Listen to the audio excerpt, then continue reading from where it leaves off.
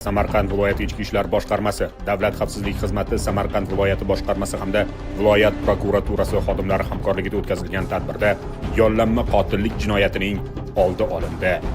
Olingan tezkor ma'lumotlarga ko'ra 2002-yilda tug'ilgan shaxs Toshkent shahrida yashovchi shaxs bilan o'rtalarida kelib chiqqan o'zaro nizo sababli uni o'ldirishni maqsad qilib yollanma qotil izlayotgani aniqlangan. Shundan so'ng tezkor tadbir o'tkazishga kirishilib, shartli yollanma qotil tadbirga jalb etildi. 2002-yilda tug'ilgan ushbu shaxs shartli yollanma qotilga o'zi bilan kelishmovchiligi bo'lgan shaxsni o'ldirishni buyurib, uning evaziga 2200 AQSh dollari miqdoridagi pul mablag'larini berishni va'da qilgan.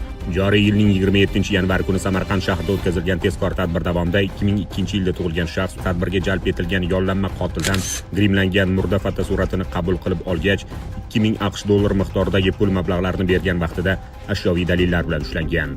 U bilan olib borilgan tezkor surishtiruv harakatlari davomida qo'lga olingan ushbu shaxs o'zi ishlab kelayotgan mas'uliyati cheklangan jamiyatning 1996-yilda tug'ilgan rahbari, Toshkent shahrida yashovchi qarindoshi bilan oldindan mavjud bo'lgan nizolari hamda katta miqdordagi qarzi sababli qotil yollashga buyurtma bergani aniqlanib, mazkur shaxs ham qo'lga olindi. Hozirda mazkur holat yuzasidan O'zbekiston Respublikasi Jinoyat kodeksining 25-moddasi orqali 97-moddasi 2-qismi bilan jinoyat ishi qo'zg'atilgan. Yashash huquqi har bir insonning ajralmas huquqi bo'lib, u qonun bilan muhofaza qilinadi. Inson hayotiga suiqasd qilish esa eng og'ir jinoyatlardan biridir.